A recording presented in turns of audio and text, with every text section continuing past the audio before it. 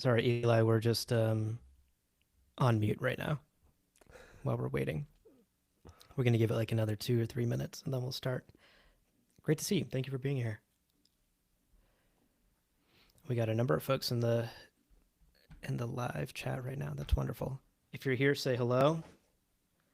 Let us know if there's snow where you're from. New York just got hit with its first snow of the season. It's gorgeous outside today.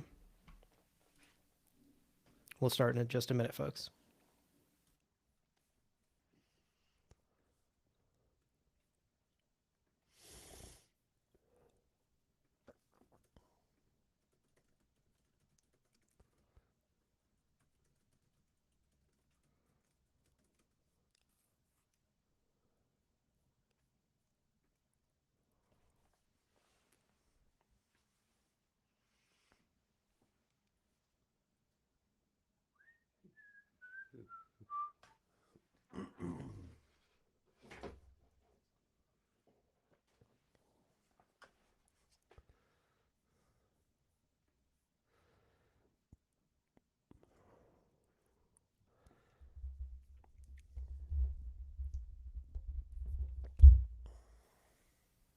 DC got a dusting of snow. Nice. Good to see you, Brad. Ryan from Michigan, buried in snow. Yeah. Yeah, I have family in Ohio, and they are also buried in snow over there. 7 inches in Indianapolis. Oh my gosh. Yeah, New York doesn't. I don't know. It's been a few years since New York actually got hit with snow. I feel like we don't get that like lake effect that the Midwest does.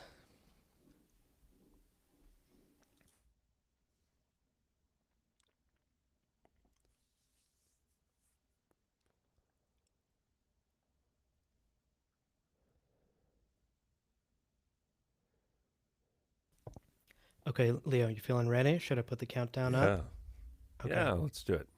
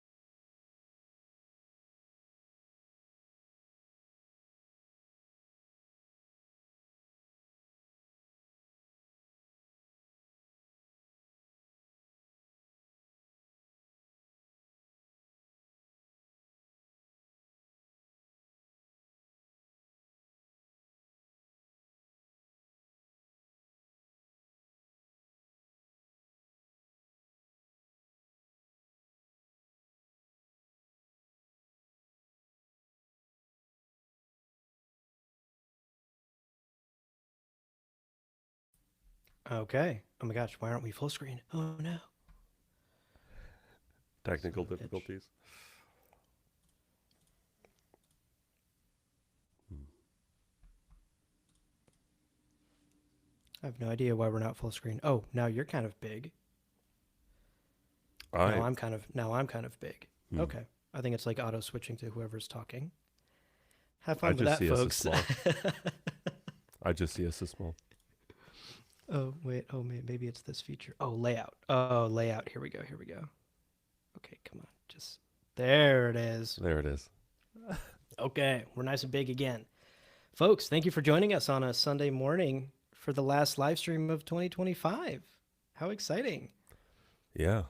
End of We're the getting year. live snow weather updates in the chat, which I'm a big fan of.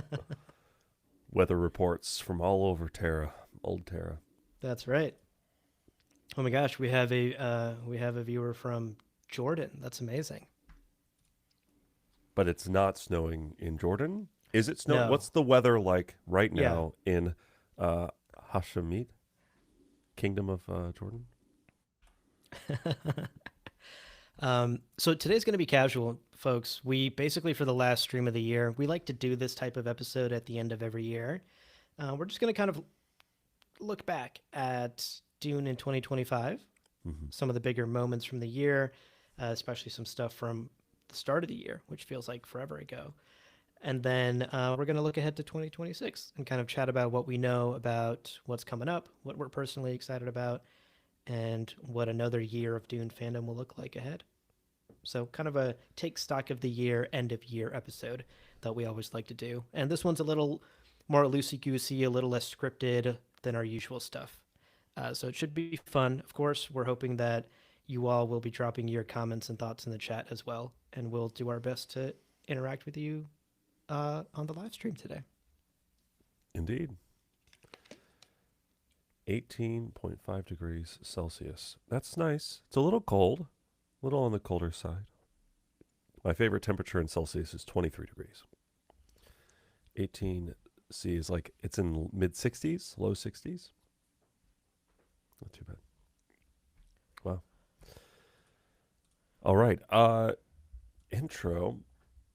Yes, intro. Oh, yeah, I didn't think of an intro. Wow, what else Dune Part needs 2 to- came out in 2024. That's crazy.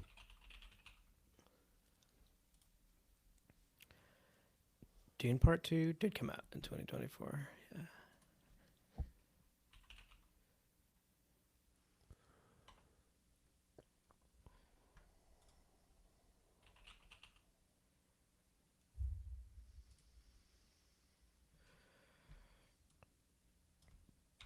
Okay. All right, folks, we'll get started shortly here. We're just finishing up a couple of last bullet points in our script here.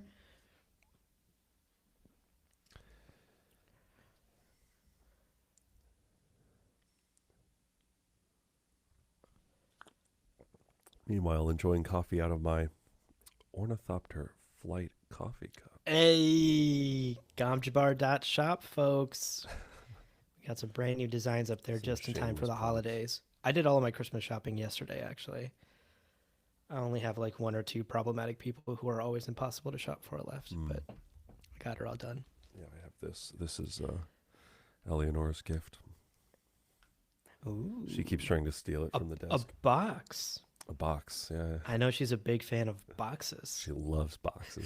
She's like, give me anything with 6 sides, some right angles. It's great. Geometrically very satisfying. Okay. Wow, today on the show. I'm not sure. Today on the show. We're activating reverse prescience and looking back. There we go. Yeah, you're onto something there.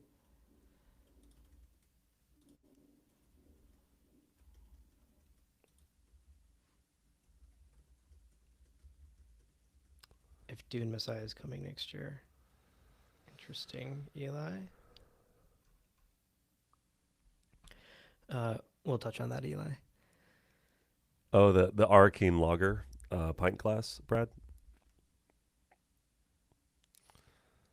Yeah, that's such a fun one. What's in the What's in the box? What's in the box? Wow, what a great movie. Ugh. 7, I think. It was a great movie. Okay, we can riff off of that. Arrakis. That Oh, looks yeah. good. Arrakis runs on Duncan's also great. Pass this page. It's a good coffee cup for sure. Okay, ready? You want to do the intro? Sure. Today on the show, we are activating our reverse prescience. Rather, yeah, it's like looking into the future, right? Right. It's like seeing what tomorrow holds, but yesterday. But okay, Yeah, backwards. I wish there was a better word for it, but I think reverse prescience is the best we've reverse. got. Yeah, I'm gonna stick Yeah. with that. Like reverse prescience. That's the best I have. We're taking stock. 2025. The year's over. What Year's over. happened? Oh my god. Wow, the Yeah. year really flew by. Yeah, we're gonna take a look back at 2025, all the big things that happened in the Dune universe, and maybe even peek ahead into 2026. Oh my god. Reverse prescience? I know. Double reverse. Uno reverse. Uno reverse card prescience? My god. Draw 4. Don't pass go. Don't collect $200. The mixed metaphors are hurting my brain. Okay. Welcome to Gamjabar, your guide to the iconic world of Dune. We'll be exploring the themes, philosophies, and characters found in the sandy depths of this vast universe, from Frank Herbert's groundbreaking novels to the adaptations on film and TV. My name's Abu. My name is Leo. And Leo, Yeah, it's the end of another year it of is. being a Dune fan, It is. another year of our lives, another year of True. this podcast, another True. year of existence for the human race. Good job, humanity. Lapped the sun again. This We cosmic did it, relay folks. is still going. Yeah. It's still going. We'll see how long that lasts. At least for today, though. Leo, you and I are we love to do a sort of recap end of year episode where we take a look back at all of the big things that happened in the Dune universe over the course of the year. So that's exactly what we're going to do today to round out 2025. Indeed. Now, today's spoiler warning is kind of more meta in the world. If you haven't seen the news, maybe we're spoiling real world events, but there will be some light spoilers for Dune Prophecy and the first 3 books of Dune. We will warn you going into that. But if you are a regular listener of Gom Jabbar, you're fine. This is going to be a very gentle episode for sure. That's right. And of course, before we get into it, a huge shout out to our Quizats at Rec level patrons, Daniel, Dion, Seth, Redden, Greer, Brad Hutchins, who's in the live chat right now, Kevin Mahanram, and Roger Young. Dang. Wow. What a year it's been. I What a would, year. this, damn it, I had something. There is no group of 5 people I'd much rather hurtle around the sun in a somewhat elliptical way than this group right here. Yeah. Like How lucky are we? cosmic view, it's kind of like a corkscrew as the sun drags us through the Milky Way. But Right. no matter the shape of the orbit, glad to have your company and glad That's to have your right. support. And gratitude is also an ellipses or a spiral kind of helical situation. Right. We're speaking on a cosmic level. I hope you're Yeah, keeping yeah, up. yeah. Thank you so much to our Quizats Atarac level patrons. But of course, that thank you exists. Jesus, wow, off my game today. But of course, that thank you extends to all of our patrons at every level who truly help this show continue to rotate. And I'm going to drop the fucking solar metaphors here. Of course, that thank you extends to all of our patrons at every level who truly help make this show possible. We say it every episode, but we mean it every single time. Yeah. We thank you from the bottom of our hearts. Yeah, it's unreal. It's really surreal. Well, okay. So let's talk about the game plan for today's episode. Yeah. We are going to talk about film and TV, the things that have happened, the things that are going to happen, the kind of where things stand in their current production cycle. That's right. We will dive deep into everything that happened and where things are kind of currently standing with Dune Part 3, Hello. Denis Villeneuve's, I guess, final movie in the trilogy that he's planned and set out to do, as well as Dune Prophecy. We'll talk a little bit about print, the world of print, with Brian Herbert and Kevin J. Anderson. They're not stopping. I guess they still need to pay rent. So they're still That's doing right. books. So there's some comics and graphic novels to talk about.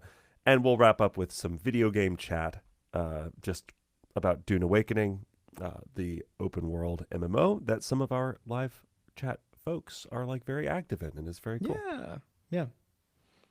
All of that and more, folks, coming up in just a minute. Let's take a quick break. When we come back, we're taking stock of the Dune fandom in 2025.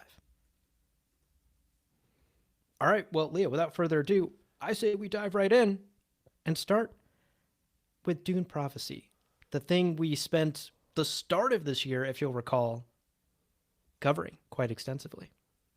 Yeah, let's do it. Welcome back, everybody. Oh, I hope you're ready to talk about Dune. This is Gom Jabbar. Yeah, let's do it. Let's talk about film and TV. Let's talk about Dune Prophecy. Abu, this feels like 36 years ago. Truly, it that does. Dune Prophecy came out. But believe it or not, 2025 started with the kind of tail end of our Dune Prophecy coverage as Wow. the first season of the HBO show wrapped up. That's right. Now, we had the extreme privilege of interviewing the showrunner and executive producer of that show early on in our coverage. We had some fun collaborations with Nerd Cookies and Quinn and Yeah. Alt Shift X. And Oh, we had Alt so Shift X fun. come back for another episode this year. That was huge. He's a Yeah. hero of mine. I love his content. So it was very fun to be on mic with him. Also, on Blue Sky, he posted recently about the kind of they're starting up videos again on Alt Shift X, and I'm so Yeah. excited for that. For the new Game of Thrones show coming out in Yeah. January. Oh, so exciting. Love everything Alt does. And the show Prophecy, Dune Prophecy, received generally mixed reviews. Also true for this podcast. The Rotten Tomatoes score sits at 65%, and Okay. Metacritic also has it at 65. Yeah. On the praise side of things, people said production design was great. Some performances were really, really, really strong. Costumes and some of the look of the world, really beautiful, really strong. Yeah. Critique side of things, there were some pacing issues. The writing was very hit or miss. Big boom. And character development was kind of all over the place a little bit. Yeah. Yeah. And generally, we agree. I think ultimately Abu landed on slightly different sides of the fence. Like, Yeah. I really enjoyed it. I had a few moments, like the Ixian person in the alleyway selling the. I hated that. Mm-hmm. Mm-hmm. But I generally liked a lot of it, and some of those final moments in the season really excellent. Like I loved Yeah. the acting was really great, and some of the visual effects were really fun. I enjoyed it. I was enjoying the ride, but I know that that was not as much your experience.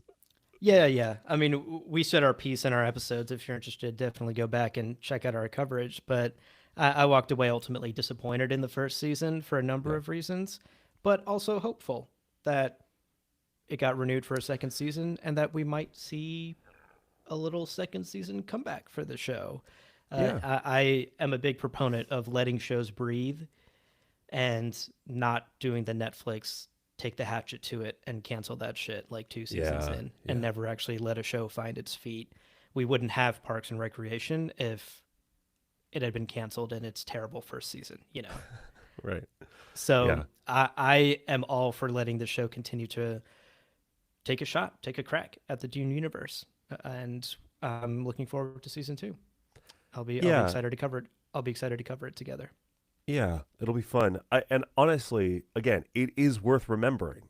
We talked at length about the rocky production hell that was that show getting off the ground. Right. Like the number of times the showrunners swapped out, the executive producers swapped out, the main cast swapped out. They recorded Directors episodes, had came to and went. Yeah. directors came and went. It was chaos. So the fact that they even delivered something that's getting 65 out of 100 is like, hey, there's a lot of shit that never even gets made. And they got it Right. made and they got it finished. And I think that anyone enjoyed anything of it is worth celebrating. And hopefully, now that they have this sort of like season two, I don't know, flag planted, maybe they can approach it with a little bit more of like a holistic vision that can deliver a really strong product. Yeah. Uh, so I hope I'm so. again, I'm hopeful, and I agree. I think everyone I took away from our interviews with the showrunners, like they're really passionate about Dune, and they're really Oh, like definitely. they Yeah, yeah, love it. yeah. So I wish the best for them, and I'm excited to see what they do. Yeah, same here. And actually, let's talk a little bit about season two because we have a Yeah. couple of details and a couple of hints about what's to come, Ooh, although it's still been pretty quiet. reverse prescience time. Hello. So in December 2024, the show did officially get renewed for a second season.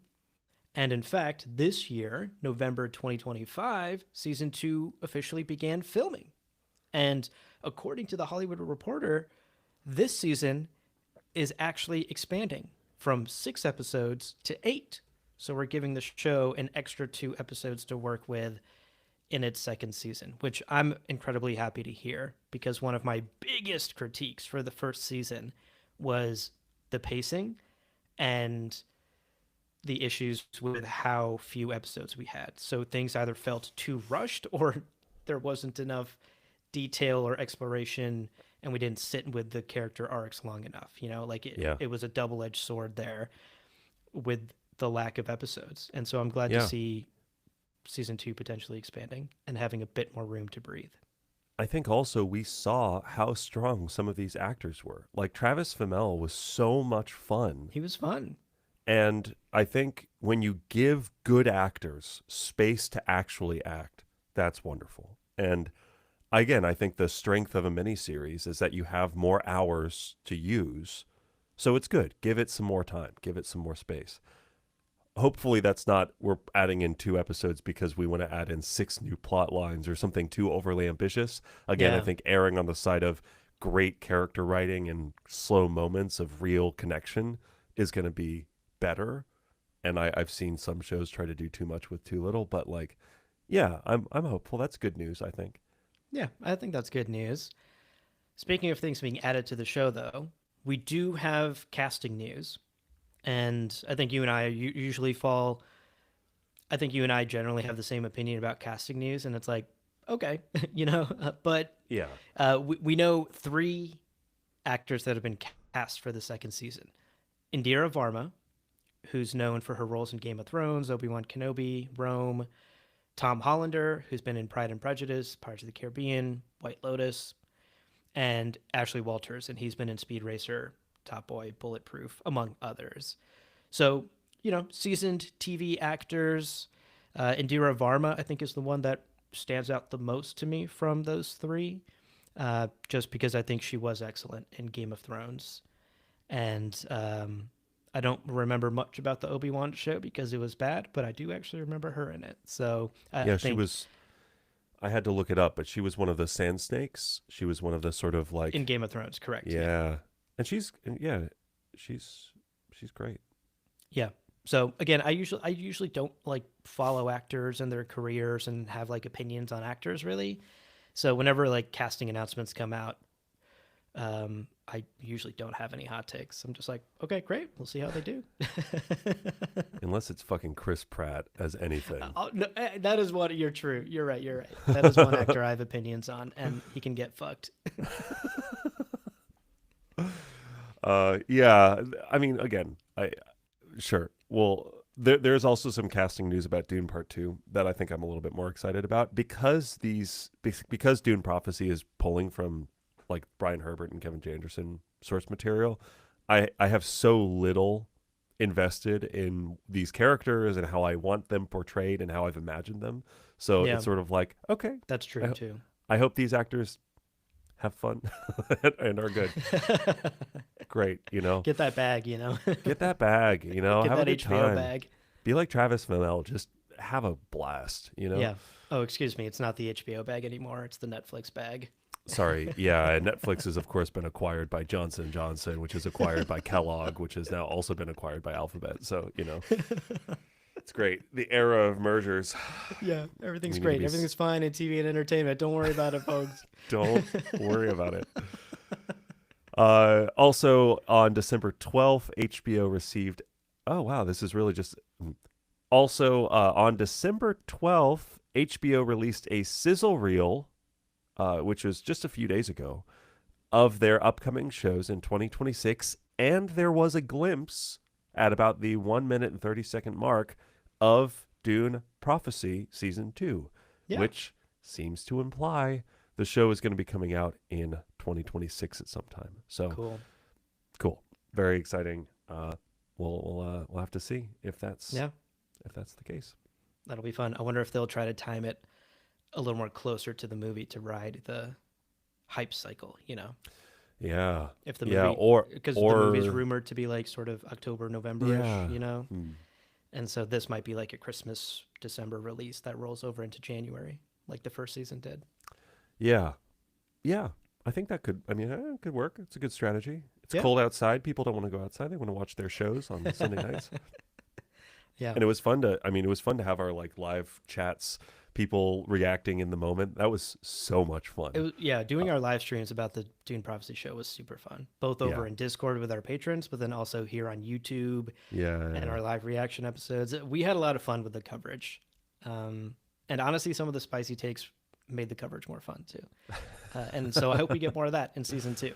More Yeah. good, more bad, more everything. More everything, just roller coaster. Give me the good, give me the bad. Yeah. Yeah. Okay. Well, that's Dune Prophecy. That's where we're at. Season 2 is in production. Great. And actually, it is worth noting season 1, the timeline of when they started what became the final series and when the final series came out, shockingly fast for how good it looked. So it seems like we have confirmation, right, that they are filming as of November. Yeah. And very likely we'll have it pretty soon. So that's exciting. That's cool. Let's talk about Dune Part 2. Let's talk about Dune Part 2, which of course came out in was it November of 2024? Yeah, I believe so. Something like that. It was in 2024. But of course, 2025 we had the Oscars for the 2024 year. And this is a little like, it's just the nature of the beast, I think. Broadly, and I think we agree on this, Dune Part 2, I think better than Dune Part 1. Yeah. I think it's a better, stronger, more exciting. The highs are higher, the darks are darker. It's great. What a fucking I good agree. movie. What a movie. What a movie. And yet, at the Oscars, it was nominated for only 5 Oscars. Sad. What a pittance. What a scraps from the table. Just 5. Only 5. Should have been 30. Wow. There aren't even that many categories. Wow. Pathetic. Pathetic. Awful. What is this? The Room with whatever his fucking name is? Yeah. My God. No. Well, this is, of course, in comparison to Dune Part 1, which was nominated for 10 Oscars, and I think won like 7 of them. It was crazy. It really goes to show, like, Dune Part 1, I think, caught people off guard and was a very strong showing for that award season. Dune Part 2 maybe had different competition. Yeah. And despite... Had a lot to live up to. It had a lot to live up to and people's expectations. And, it basically was nominated for Best Picture, which is kind of the big one. Production Design, Patrice Vermette, punch in the air, so excited. Sound, Cinematography, and Visual Effects. And it ended up winning 2 of those, sound and visual effects, which, yeah, both very much deserved. It's an incredible looking movie, an incredible sounding movie. Yeah. What a fucking great movie. if you get a new sound system for Christmas or something, if you treat yourself to a new sound bar or surround sound system for your home theater, Dune Part 2 is the movie you should be testing that system on.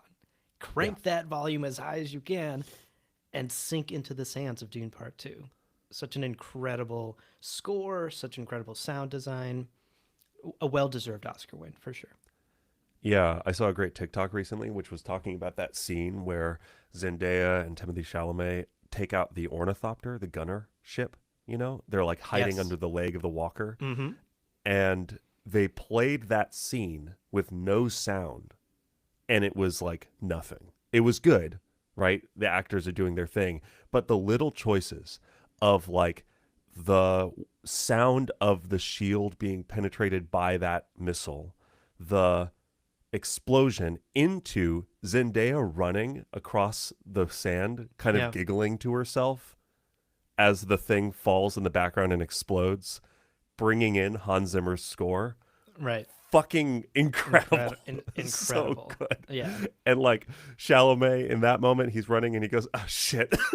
Like when the leg starts, fucking phenomenal. I mean, the sound design is like very deserved. Should we scrap the rest of the script and then just describe rewatch Dune Part 2? Let's just watch it. Let's watch it in silence. Run it back, folks. Run it back. What a good movie.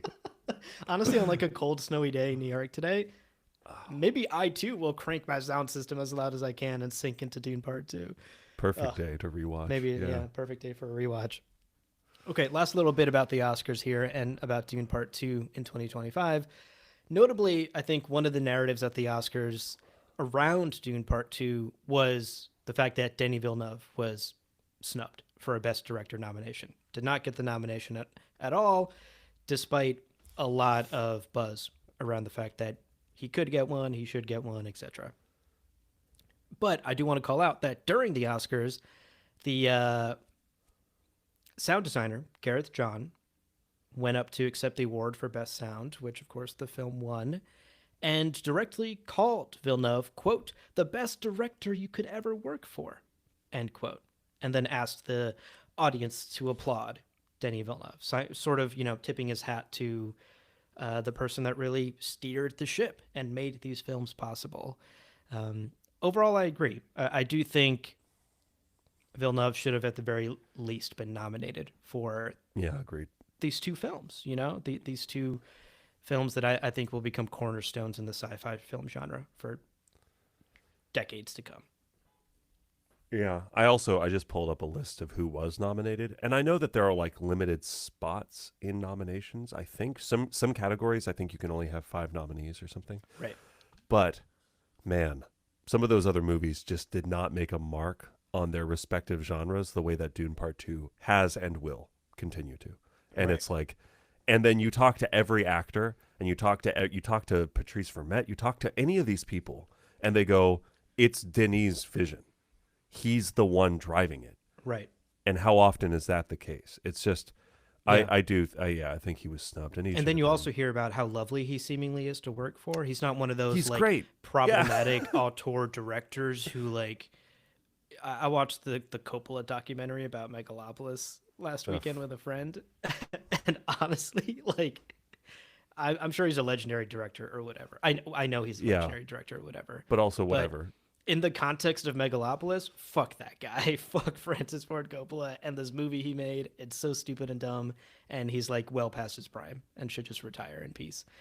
That's my hot take. But he's not one of those directors, He's not legendary for like being like needy on set or pushing his actors to the breaking point or anything like that. He seems like a generally lovely person to work with, and the whole cast and crew of the Dune films has had nothing but nice things to say about Denis Villeneuve. So I really do think he should have been nominated for the Oscar, but we'll see. Maybe he will for Part 3.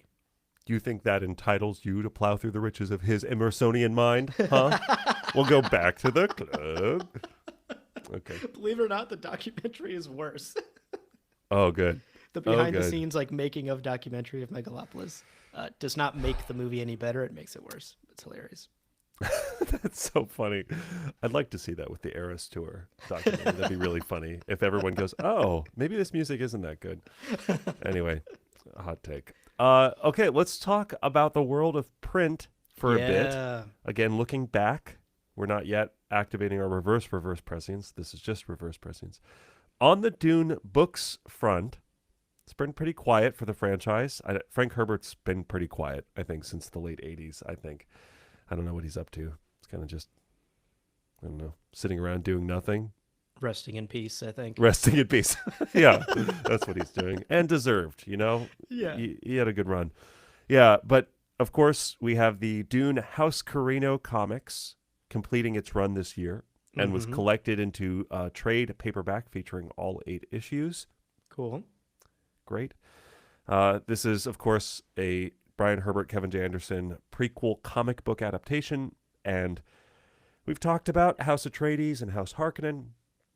The art is generally really hit or miss, but when it's hitting, it's really beautiful. Some of the art is gorgeous, and some of it has like big fat sausage fingers. And I'm like, the person who drew these sausage fingers has never seen a human hand.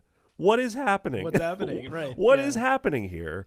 Where like it's just really mixed quality all around. Yeah. Very strange. It just seems, and I think we always come away from reading those comics as kind of being like, this feels like just a cash grab from everybody. Yeah.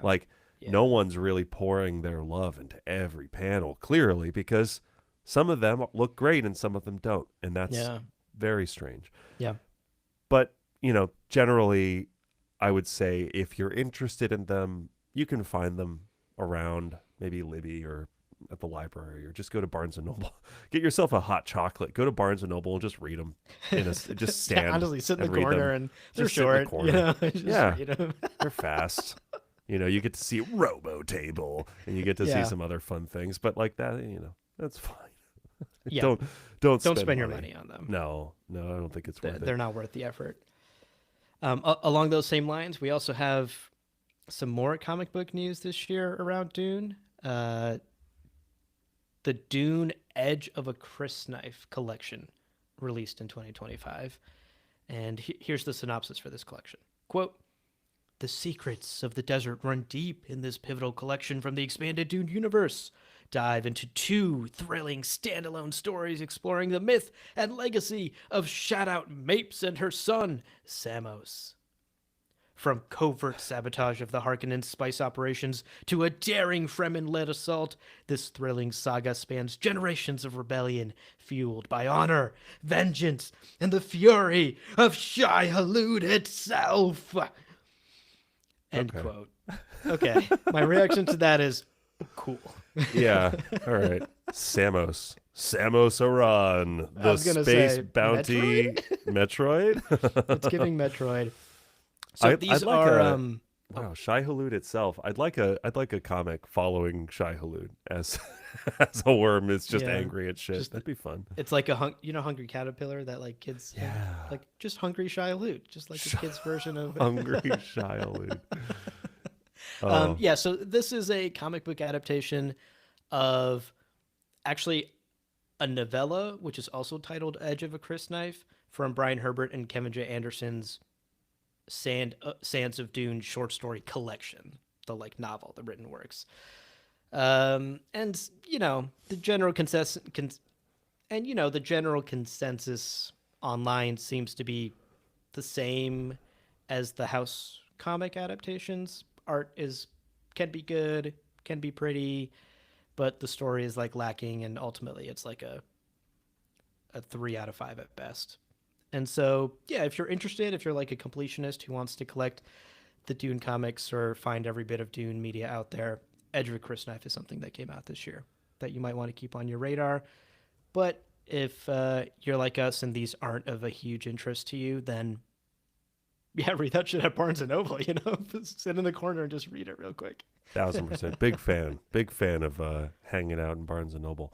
I really, I enjoyed, we talked about a couple of the sort of novella short story ones.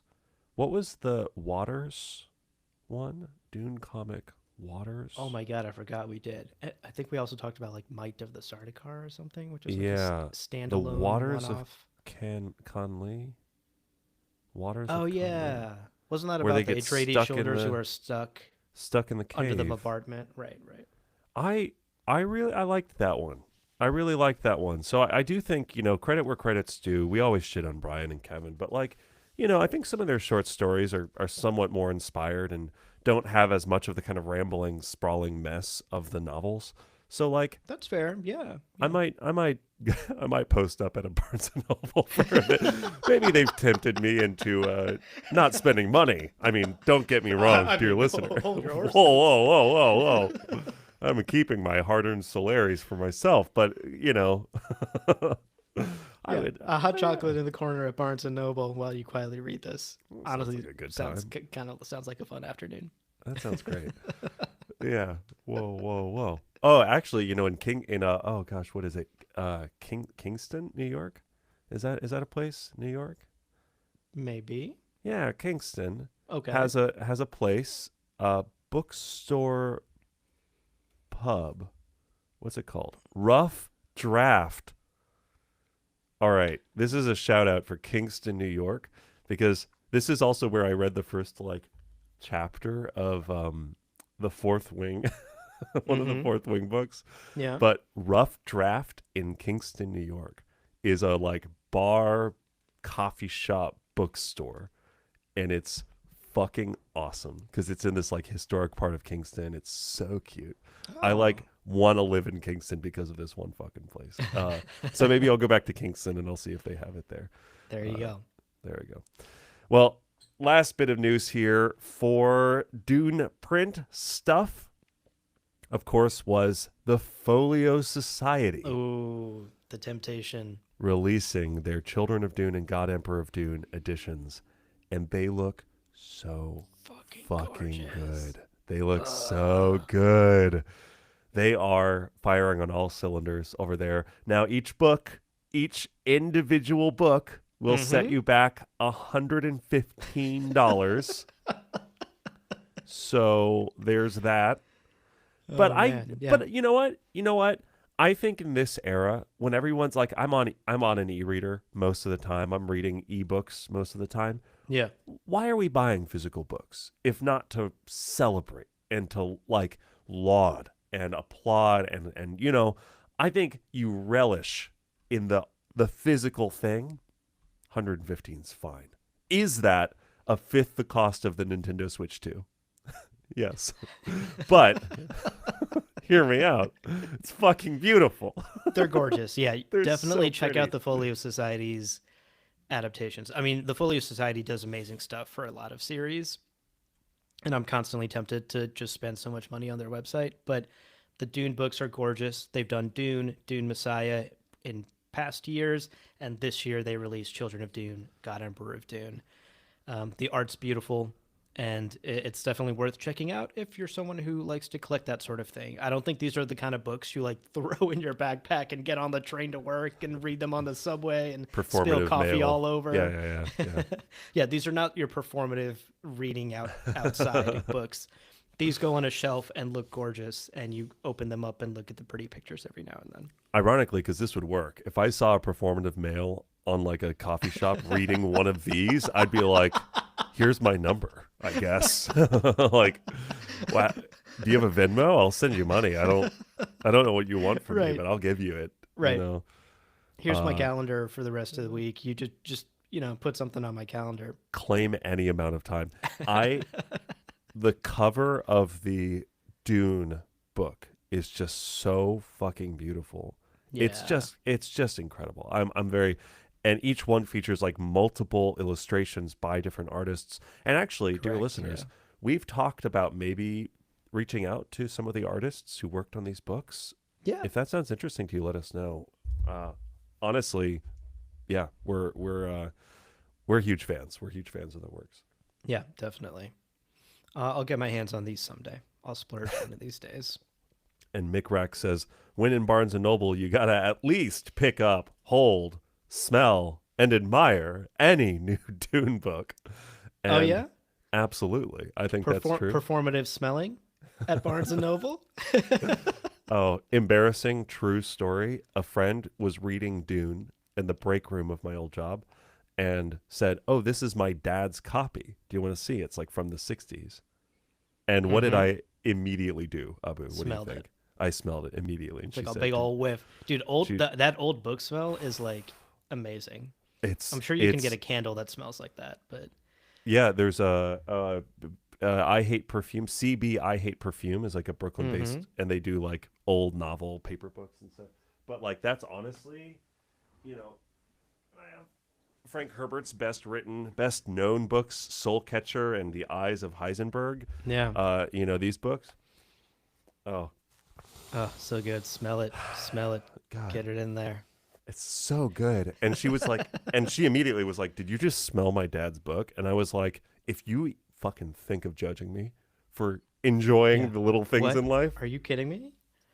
She came around. She got it. She was like, yeah. I just didn't expect you to take a deep whiff of my father's book. And I'm like, well, Yeah. you say it like I do- that, I sound crazy. I'm not a collector or anything, but I do actually, when I travel internationally on vacation or whatever, I go to a lot of bookstores. I love seeing bookstores in other countries, and I always go to the sci-fi section and find a copy of Dune just to look at it, because some of them have really beautiful. The international covers can be really beautiful for the Dune series. So I never buy them because, like, what am I going to do with a copy of Dune that's entirely in French? But For instance, they're Les beautiful. Enfants de Dune. Yeah. But look how Yeah. fucking cool that is. Look how beautiful that cover is. Yeah. Look how Amazing. fucking cool that is. Yeah. Sorry, This is audio not good for an listeners. audio. Yeah. On the live stream, Leo is holding up a beautiful copy of Children of Dune Children of Dune. Yeah. in French. And my wife got so mad at me because she was like, are you buying Dune again? And I'm like, yeah, I also have it in Japanese. Oh my god. But of Okay, course, that's a lazy cover though. I But hate this when is- they get a movie and you know what's cover. fucked? I ordered this on the Kinokuniya website, And on the website, they had the original covers, and what they shipped to me Was just have the the movie. bullshit movie God. covers with fucking Timothée Chalamet. Love Timothée. Hate when Oh. a fucking book changes its cover to just the movie. You know what I just It's my discovered? biggest pet peeve Wait. Holy about books, I guess. I have other Wait. pet peeves about other things. I just discovered there's 2 jacket covers. No fucking way. Are you kidding me? I'm live Are we about to learn in real time that you actually got the cover you wanted? Is this the cover you wanted? No. But it's still pretty cool. It's still pretty cool. Okay, but don't you actually read Japanese? I read a little bit. I don't know almost any kanji, so that rules out a third of the language. But yeah. I read more Japanese than French, unfortunately. Anyway, yeah. That's Well, there we go. We got a little off track there, but there you go, folks. Folio Society. Folio Society. Oh yeah, that's what we were talking. That's why we were talking about. But also, I'm like, we were talking about the cost of the original Dune book, and they were like talking, when we were talking about the publishers, and they were saying you have to cut it back, Frank, because it's going to cost. Oh right, yeah, from $10, and it's like, holy shit, $10, not $10, but like $10 in 1950 money is like $140, like 80, yeah, or something crazy. It's like a lot, and I'm like, Folio Society is just at that. I think it's a totally reasonable price for what they're putting out. But you do need to be in a position to like have a collector's item for sure. Right. I mean, like I'm all for those Folio Society artists getting their money. Yeah, so same. they can price that whatever they want because the art is beautiful. Okay, enough gushing about Folio Society, folks. There's your updates about Dune Prophecy, Dune Part 2 at the Oscars, and the print news in the Dune universe in 2025. Let's take another quick break. Yep. But stick around because when we come back, we still got to talk about Dune Awakening, one of the biggest moments in the Dune fandom in 2025. And of course, we'll wrap up today's conversation later in the episode by talking about Dune Part 3 and what we know about it and what we hope to see. Stick around. We'll be back in a minute. I cannot believe these have 2 book covers. Wow, I'm glad we learned that here together, live. It's fucking, okay, boring. And boring. I mean, the other one's at least kind of pretty. That's cool. The sandworm. It's crazy. Man. Let me give you an alternate transition there. Blah, blah, blah. That's your updates on blah, blah, blah, blah, blah. And print and Dune 2025. Yes. Let's now transition to talking about one of the biggest moments in the Dune fandom this year, the release of Dune Awakening, which was a big moment. The release of Dune Awakening. Indeed. Let's do it. And quick aside, this is the cover I wanted. Look at that cover. That's beautiful. Isn't that fucking That's kind of cool? given Folio Society cover. Yeah, that's what I'm saying. It's like, it's kind of precursor to like, oh, it's so cool. Yeah, so this actually is the one that I wanted. And I guess I just hadn't seen the others. That's so fucking funny. Wait, Man. so that is that a different book now you're holding up, or is that the same book? It came in before? 3. It's in 3 pieces. Oh, okay. Because Japanese is long as fuck. It's not very efficient with its characters. Anyway, welcome back, everybody. Oh, I hope you enjoyed your break.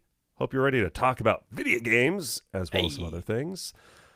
Yeah, let's talk about Dune Awakening, because this year, 2025, got us the release of the MMO, the Massively Multiplayer Online video game set on Arrakis in an alternative timeline. Mm-hmm. What if Jessica Harkonnen followed the Bene Gesserit orders and had a daughter? Whoa. What would have fun. happened? And thank you, Mick Rack. Amazing cover, justified. Thank you. Agreed. Anyway, we'll cut that out.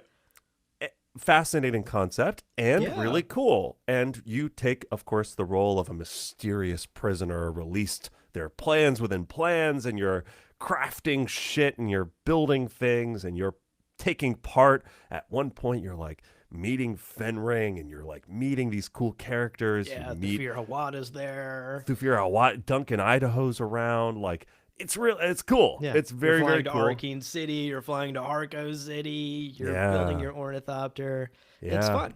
Piter's chilling. You're just like, hey, what up, Piter? DeVry University, go Yeah. Warthogs, and he's like, and that's There's a it, and lot of that's in, lovely yeah, little Easter eggs in the game for sure. so cool. And the game started strong when it came It out. did. It had a We had huge about launch. 140,000 players.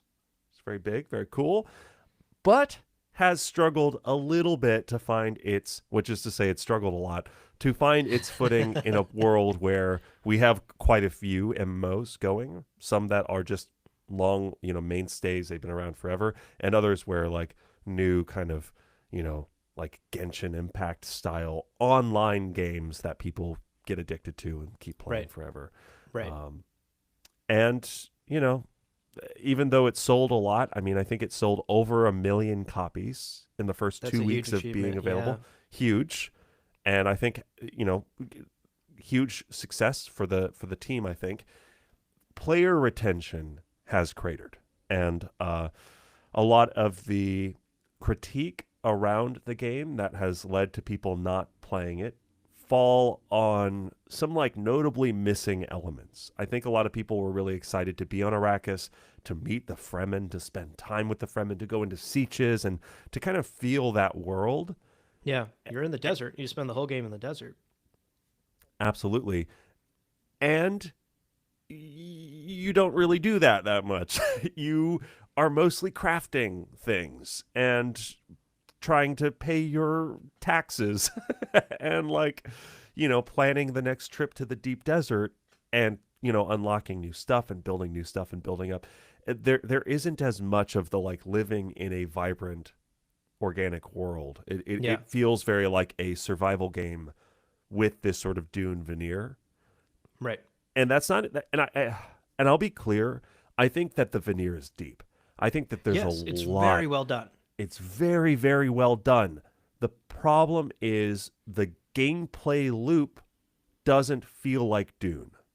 It feels like something else. Right. And as someone who loves Dune, like if you gave me Cyberpunk 2077, just walking around Mm-hmm. that city, what's the Right. city called? Night City. Night City. As Walking opposed to around, Day City. oh, well, walking around Night City, right? Yeah. You feel like you can kind of just walk around in Night City and kind of have a good time because it's like such a It's vibrant, gorgeous. inhabited Yeah. world. There's like people selling noodles and noodles, and everyone's kind of talking and stuff.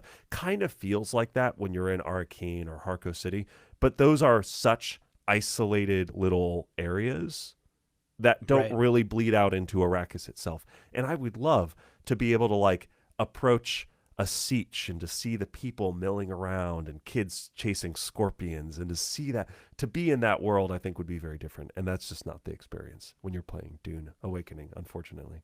Yeah. Especially when you're playing single player. I don't think either of us really got into the late game guild stuff. I think both of us dropped the game before we got to that point with our characters, but a lot of our community have definitely been doing that, and I've just kind of been watching it from the outside. And that all of that looks quite robust and fun, although there are many criticisms of the late game with the deep desert and the Yeah. PvP part of the game. Generally, very positive reviews about the PvE part of the game, where you're just Yeah. playing the survival part and you're crafting and building up your bases and working alongside your guild members and sharing resources, all that good stuff. But then the like grind into the deep desert is, I think, where a lot of folks dropped off based on my research. But for what it's worth, I think it's also worth calling out that the studio, Funcom, have Yeah. been very responsive to Totally. player feedback Yes. and Yeah. critiques. Yeah. If they've made a number of changes and tweaks to the deep desert to try and uh, adjust that gameplay loop Yeah. according to player feedback. Some of it, I think, for better and worse. There's been a big DLC release, The Lost Harvest, that introduced a standalone story arc, some new vehicles and cosmetics, some new building sets, the usual MMO DLC stuff. Yeah. But I don't think anything. But I don't think there has been a huge shift in tides for the game yet. I think the player counts have continued to sort of fall off a cliff in a way that feels scary for the longevity of the game and for the future outlook of the game. The folks who love it are still around, they're still playing Yeah. it Yeah. and having a great time, but I think there was a huge set of players who enjoyed maybe the first 50, 100 hours of the game and then dropped in and never came back and have yet to be given a reason to come back. And I consider Yeah. myself part of that category. I think I Yeah. put like 30, 40 hours into the game and honestly haven't picked it up since. Yeah, it's hard because the carrot that is being dangled for like come back and play the game, a lot of it is late game stuff. And a lot of the late game stuff involves a PvP element. It's not necessary anymore. It was for quite a while. Right. If They you tweaked wanted that. if you wanted late game elements for crafting powerful cool things, you had to go into PvP areas. They adjusted that. They heard the feedback. They made that adjustment. But it is hard because I had the experience. I got quite far in the game. I played a lot.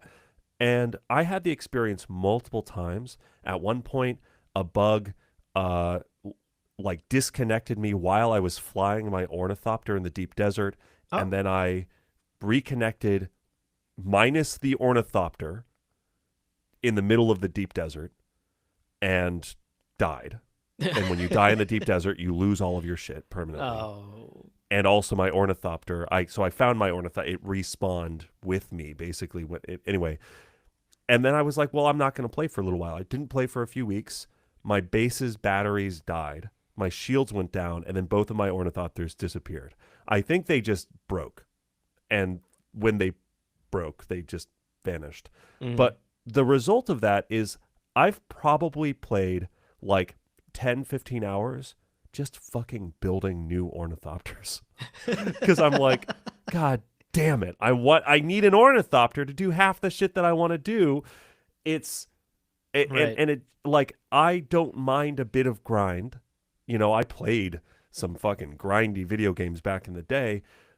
You know, I played Grand Theft Auto with friends. We would go just steal the most valuable car for like 4 hours. And it was all there was like, you know, you're grinding. You want to buy a nice apartment in Grand Theft Auto 5 or whatever the fuck. But Mm-hmm. but when you're doing the same grind again and again because you Yeah. know of systems or bugs or little things, like it's really hard. There was a storage and inventory issue where like if you were flying an ornithopter and you had a bunch of shit in inventory, it would just become invisible and then you couldn't use it and then you would lose shit when you put it. And it was Oh. like that is so experience breaking. And to your point, the devs have listened. They have fixed 99% of the problems. And I'm sure that if I picked it up today with fresh eyes, I would have a blast and I wouldn't run into some of those same issues. The problem is, I have put like 70 hours into the game and it's hard to like unlearn some of the trauma from those experiences. So it's Mm-hmm. hard. I think they have a couple of big questions to answer. And ultimately, like, yeah, they released a new like wheel vehicle, and I'm like, well, that's not in Dune. So I'm not like, as a Dune fan, I'm not Yeah. like, yeah, wheels. Yeah, I Like, think that one of my biggest critiques is that it's been very slow on the story front. As someone who was there for the Dune universe part of it and less for the like crafting survival game part of it, because I don't like crafting survival games, I have not been given a reason to really come back. You know, even the story editions have been really like drip feed. There hasn't been a significant story expansion or here's a whole nother area of Arrakis that we've created that you can explore now, full of new characters and new storylines. Obviously, that is a huge undertaking, right? And like, we can't ask the game to just be like dropping bombshells like that yeah, mere months or, you know, even 6 to 12 months after release. But I personally, for me, that's a big reason I haven't come back. Is I don't like the grind, so I'm not gonna just like come back and grind more. I don't like the survival aspect of the game, or the base building aspect of the game. Like it felt like a chore, that's most of the game. and that's most of the You're game. like, don't Unfortunately, really like gathering resources or I building liked the bases. Dune And they're part. I like, liked doing the hey, quests until I like started running out of quests that weren't just like go fetch this thing and come back, or like and go collect yeah, 12 of these and come back. It's like I'm not getting any story out of this anymore, you know. So like that's where I kind of started falling off. And in fact, I really got into building one of my bases. I was like, okay, wait, maybe I do like base building. Let Yeah. me build a Yeah. second Yeah. floor. What's going on Yeah. here? Make an And then, office, like, make a bedroom. Yeah. life happened and I'm out of town for a week, and then I come back and I fire up the game, and I'm like out of fucking batteries in my base, and my base my whole second floor has disappeared or something. And honestly, I distinctly remember that's the moment where I just closed the game and I was like, I'm not coming back.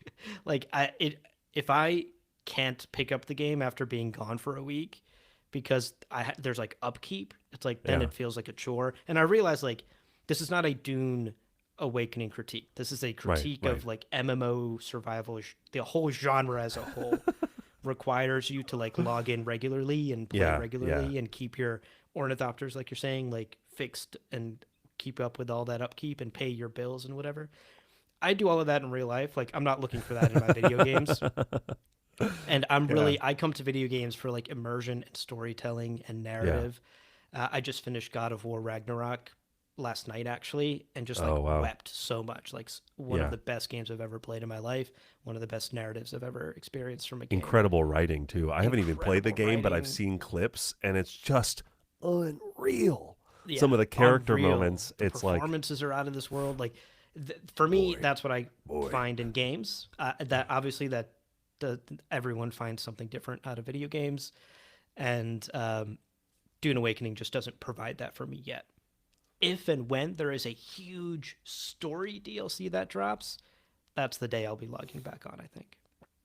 Yeah, and again, I think I could see myself getting back into it, but it's going to be at a point in my life when I have a little bit more time, which is to say, without getting too much into what next year looks like for me, after March, basically, I could see it. But also after probably March, April, May, June, I might get back into playing. And it feels weird to be like December to be like, oh yeah, I'll start playing again in 6 months. But like that's likely Yeah. the time that I will say, okay, let's try it again and let's see. And maybe even let's start again from scratch and see kind of how the new mechanics kind of fold into the experience. I do want to quickly go through some of our chat because it's been Yeah, very yeah, fun. we have a lot of folks commenting here. So we have going back, but when you die in the deep desert, you die in real life. That was a bold feature that they implemented Crazy feature, honestly. for sure. I Big mean, part that of why I was stopped playing. I like to stay alive in I real just life. don't want to die in real life. Uh, very immersive alternate world building in Dune. Yeah, the alternate world building, to Brad Hutchins' point, is very very cool, and some of that character stuff was great. Running into these other characters, super fun, very cool.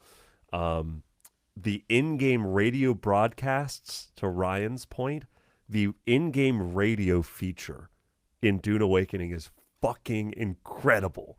It is in universe, like Atreides propaganda channel with full radio plays and all. Unreal how much time they clearly put, but so cool, so much fun. Yeah. Brad Hutchins is still playing, hoping the story comes around in 2026.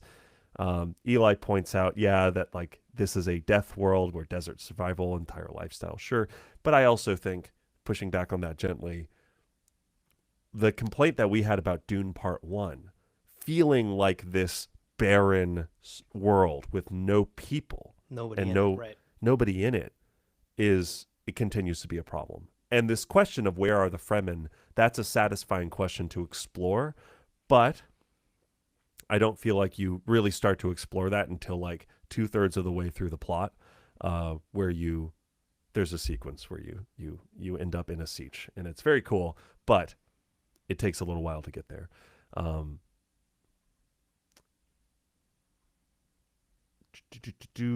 Our server, a lot of like, that's true. A lot of like-minded folks looking out for each other. A lot of good people that pay forward, which is very true.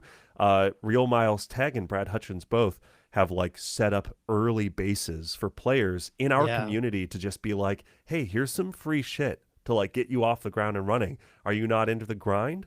Here, I helped you Yeah. avoid some of it, Yeah. Y'all have been amazing about that. which is Honestly, so saved me. fucking One cool. time I got eaten by Shai Halud and lost all my shit, and I was like, God damn it!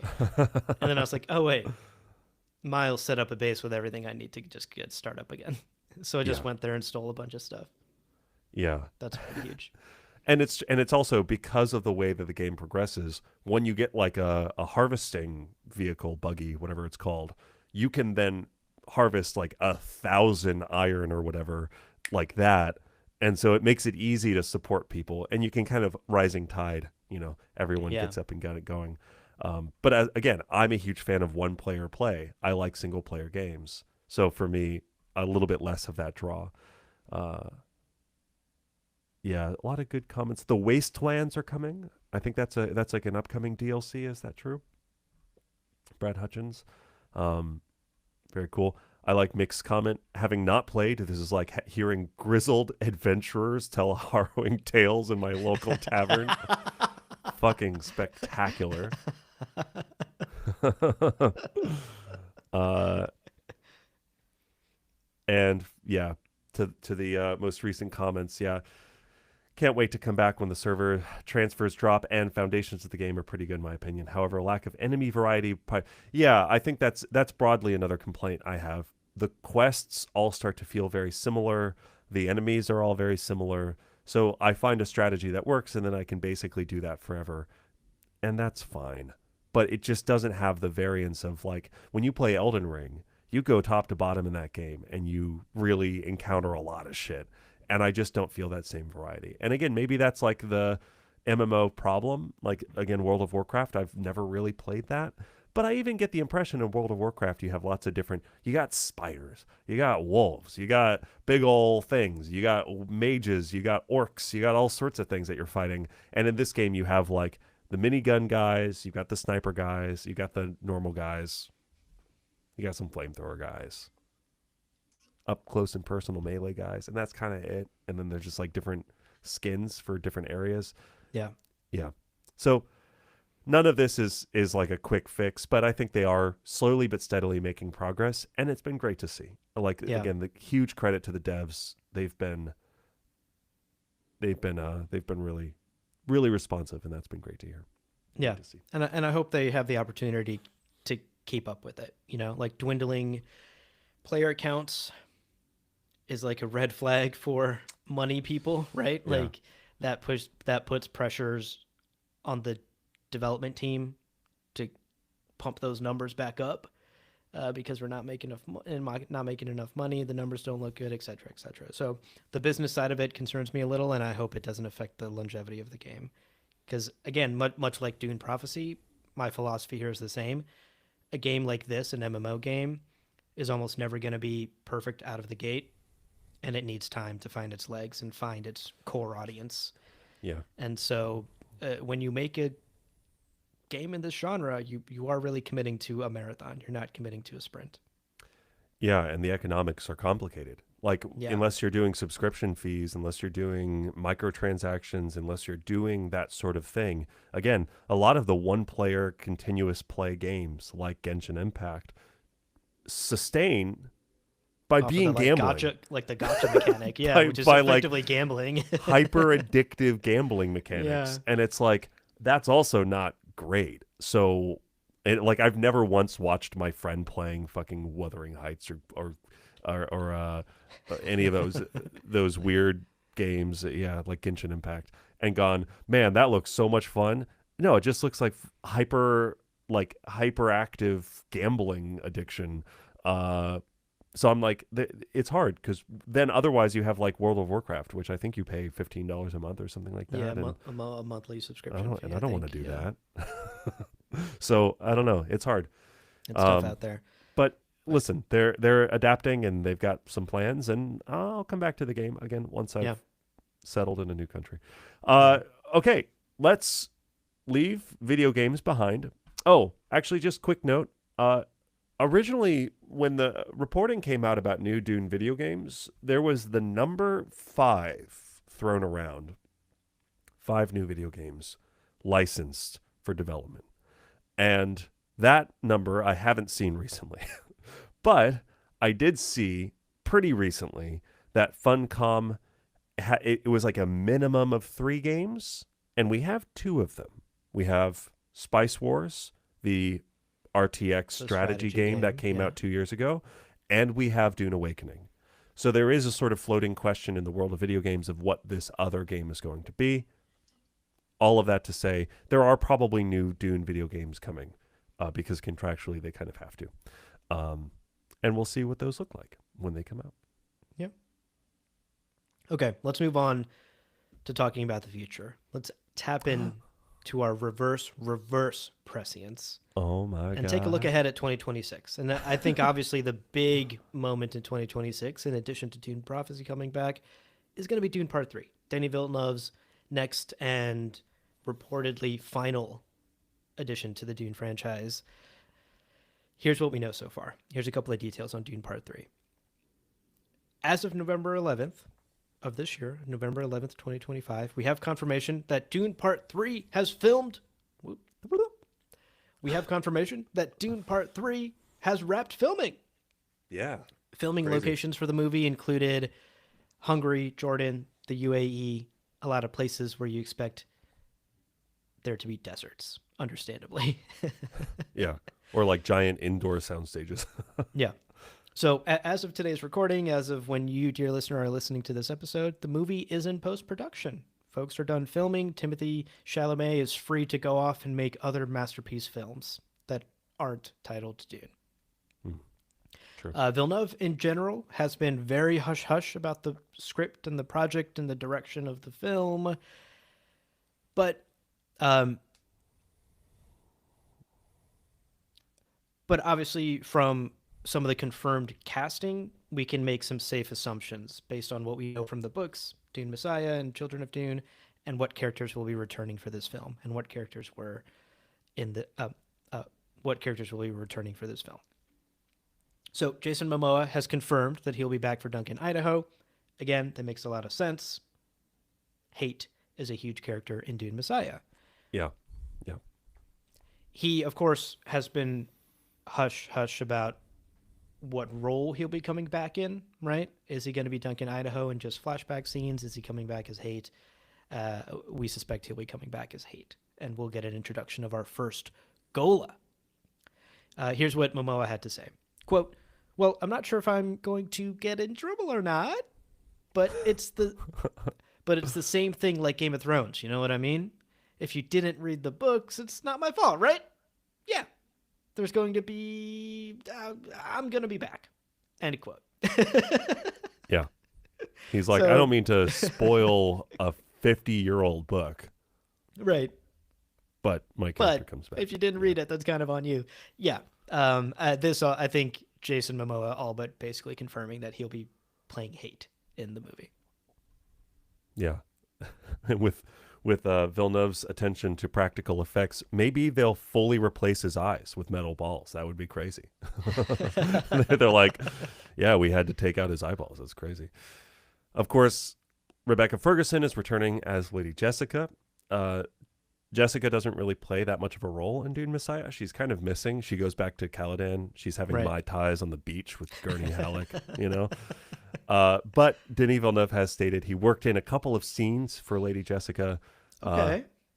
And again, maybe in same capacity, reduced the screen time of Gurney Halleck. We'll talk about this, but there's talk about flash forwards and sort of like glimpses of the future, perhaps similar to seeing Alia in Dune Part 2, seeing Anya Taylor-Joy as Alia in Dune Part 2. Right. It's possible that's also a place where we're going to see more of Jessica if we're seeing her and her role in Children of Dune or whatever. Mm-hmm. Mm-hmm. So we'll see. But always nice to see Rebecca Ferguson. She's a great actress. It's always fun to see her. Right. Silo was so good. Such a good show. Yeah, Silo on Apple TV. So good. Oh, so Okay, this fucking next casting news I actually do have opinions on. So I'm kind of walking back what I said earlier in the episode. Ooh, Robert okay, yeah. Pattinson confirmed to be in the film. And Yep. just recently confirmed by Timothée Chalamet in an interview. Nope, that's not true. Never mind.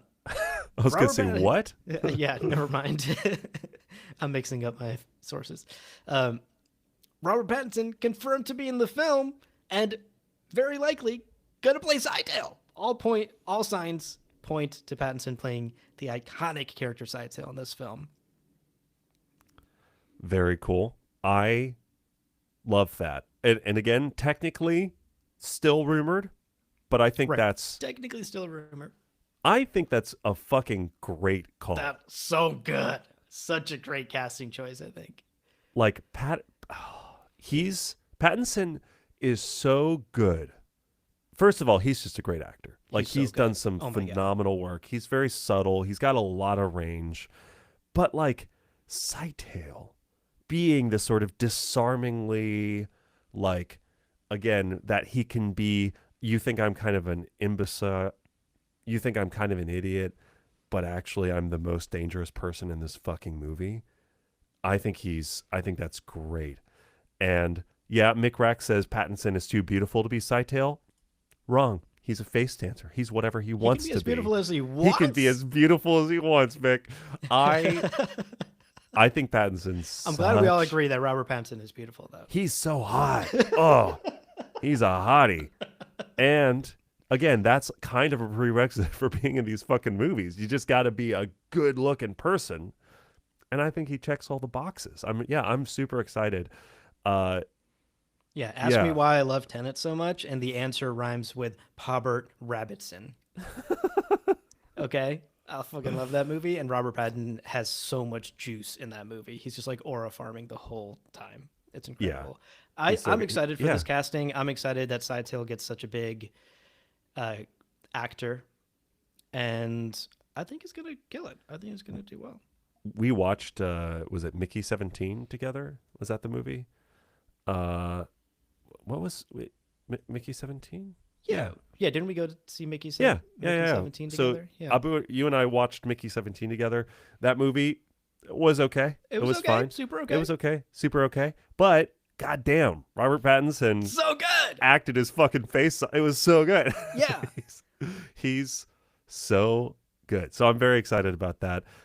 There's a fun quote from Geek Tyrant.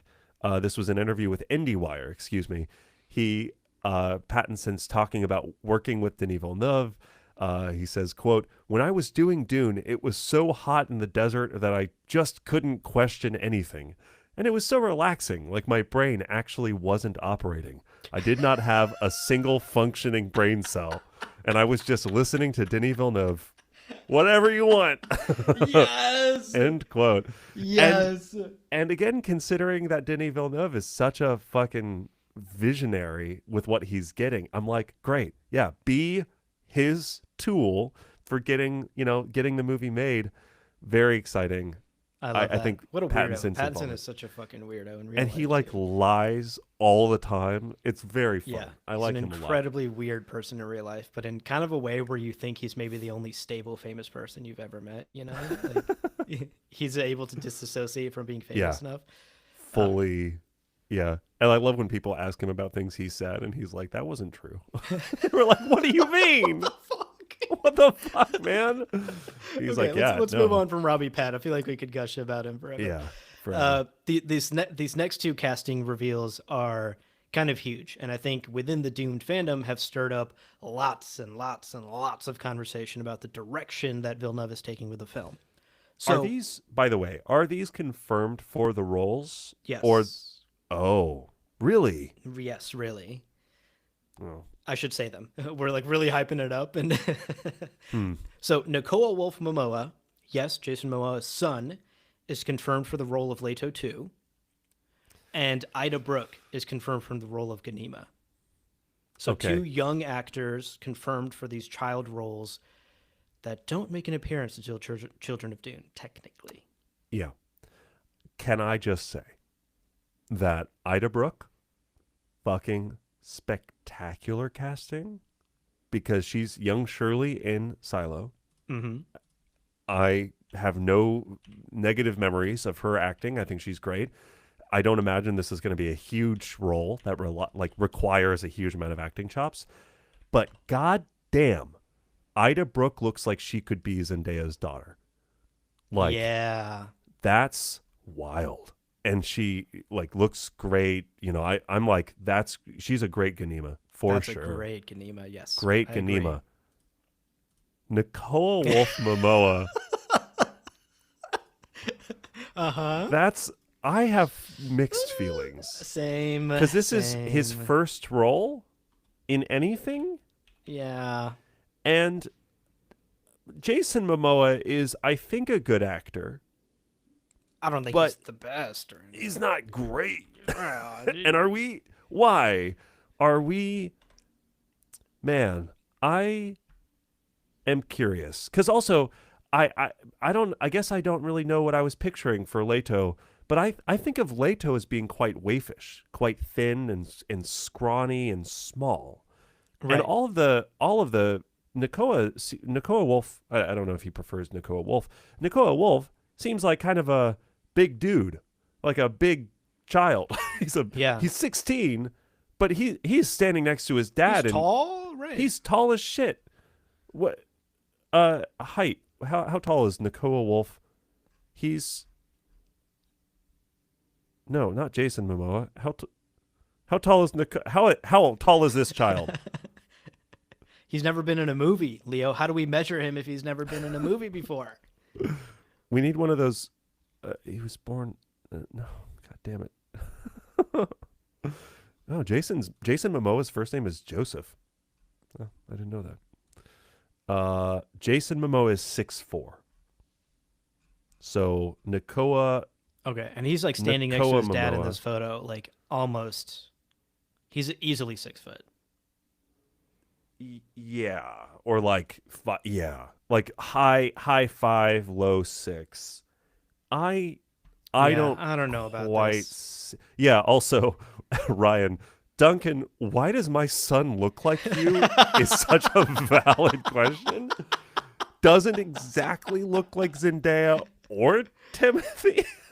Yeah. Oh gosh. What's going on in the back room that Duncan Idaho looks like Leto too? I don't know. Again, I have the same doubts you do. I think of Leto too being a like wayfish thin boy. Again, he's supposed to be like 9 at the time of even, Children of Dune. Yeah. We don't see him as an adult because he never. Well, light spoilers, dear listener, for the first 4 books of Dune. Just skip ahead 30 seconds if you haven't read the first 4 books of Dune. Okay, 3, 2, 1. We never see Leto 2 as a grown adult. He's a child, and then he's a worm god. Yeah, he becomes so a like worm. he becomes a worm god. So what is he doing getting to 6 feet tall? This doesn't make sense. No 9-year-olds are 6 feet tall. Who is this? Who is this person? Yeah, I'm not sure. I when I first saw this casting, I kind of was just like, okay, I don't know what to think about this. I'm not sure that Nakoa Wolf fits the role, even outside of just the height issue. Like he just doesn't look anything like Zendaya or Timothy Chalamet. Ida Brooke looks literally like she could be their child. I don't think Nicole Wolf does. Makeup, prosthetics could go a long way in changing that. The other possibility here is that these characters were cast not because this movie will bleed into Children of Dune, which I don't think it will do. There's been a lot of speculation that Villeneuve is going to attempt some sort of Dune Messiah / Children of Dune movie and smash them together. Yeah. I don't think that's where we're going at all. I don't think so either, yeah. I wonder if these two have been cast as some sort of like alternate visions of the future, the what if visions of a future. Maybe we won't even see them on screen and we'll just hear voices, right? Like they could simply be providing voice talent here. It's true. In these roles that perhaps Timothy Chalamet, Paul Atreides hears in his visions or something. So I think it's like too presumptive to jump to conclusions about Children of Dune being a part of this movie just because these two have been cast. I think at most they will be used as visions of a potential future that Paul Atreides sees, and at least they'll be used as just like voices. You bring up a great point because in the first movie we get shots of Timothy and Zendaya and Jessica looking down from that like drop ship during the jihad. Yes. And that Villeneuve never has comes played to with fruition. fake visions of alternate futures that don't actually come to pass. Right.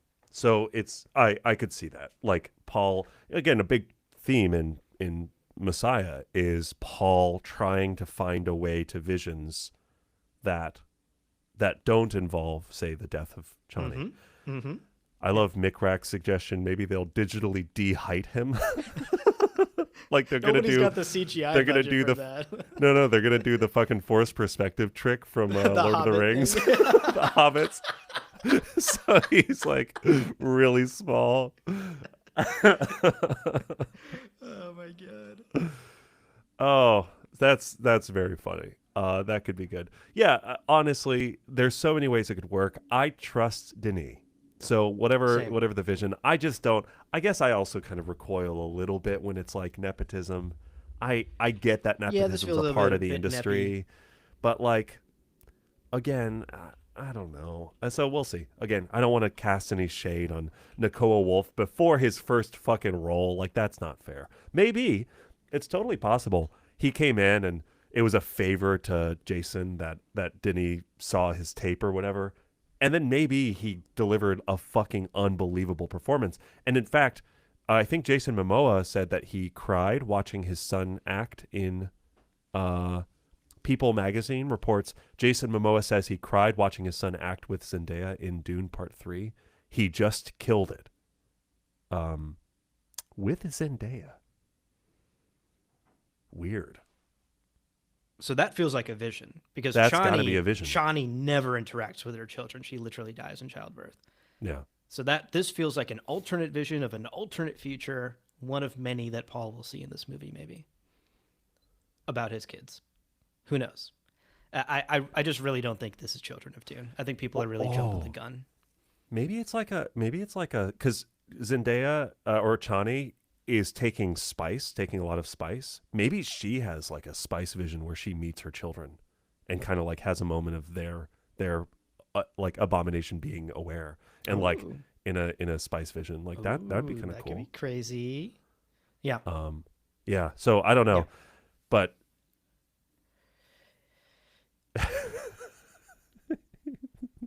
God, the live chat is so ridiculous. Farquaad and the Shrek musical's crazy. Okay. I have two final bits of Dune Sure. Part 3 news that I want to Sure. chat with you about before we wrap up today. One, it seems like the movie's going to be moved up. It was originally slated for December 2026, but then Marvel swooped in and was like, psych, we're going to release the next Avengers movie on the same day as Dune Part 3. And so I think rumor has it that the release date of Dune will potentially move out. The release date of Dune will potentially move up a couple of months to maybe around September-ish, just so it doesn't compete with Avengers Doomsday, which was set to come out the same exact weekend. But okay, honestly, and I know this is neither here nor there, do you think Marvel movies Yes. carry the box office weight that you still do? I think Avengers Doomsday in particular will, because RDJ will be back. Yeah, but like me And I and a don't think chunk of the you. fandom are like, who the fuck cares? That's weird. Yeah, but I think Like he's a great actor. it is Don't get me wrong, it is but, still, like, especially during sort of a Christmas holiday weekend, late December, releasing an Avengers movie with RDJ coming back. Like people are just gonna go see that even if it's bad. Like it's true just that gonna consume the yeah, box office, and I yeah, think it's too risky of a business proposition to release your big budget block huge that's true. movie on the same Okay, exact day yeah, as an you're right. Avengers movie. I agree though, like Marvel, this is like a whole nother conversation, but Marvel's stock has definitely declined in recent years. Yeah, They're not the behemoth they once were, but I think they are still big enough where you just don't try to compete.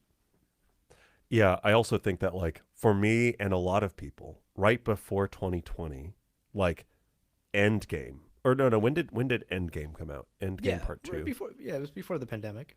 So release date. that Endgame was one of the best theater experiences I've ever had. The That's what I crowd was gonna was say. fucking wild. On your left, Captain. Like I like there are. So I was gonna say, like I went to Alamo Drafthouse and I watched Endgame Part 2 alone in the theater in 2019. and it was probably one of the best theater experiences I've had. So for that reason, I'm like, if I'm going to go to the theater, it's going to be to see something like a Villeneuve film or a giant Marvel's film that has some crazy budget. Yeah. But yeah, I that's fair. Okay, so that makes sense. So you think they're going to push it forward to avoid conflicting box office times?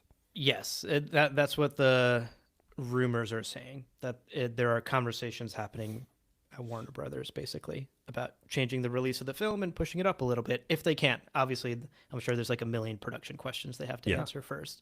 And I think Villeneuve is the kind of person to be like, no, Right. like we'll push it back because I'm not going to release something that's not exactly what I want. I'd be heartbroken if it got pushed back.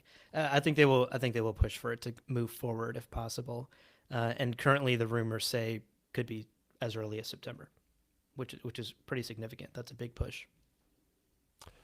Yeah, I could see that. Okay. Oh, Okay. interesting. Good to know. Last bit of news I want to chat with you about. Timothy Chalamet recently gave some interviews. He's out and about promoting Marty Supreme, which I really do want to see. It looks great. And he confirmed that there is a time jump in Dune Part 3. And he didn't give the clearest of answers, but he did say, I'm playing like someone who's 15, 20 years older. So he gave us a window. Yeah.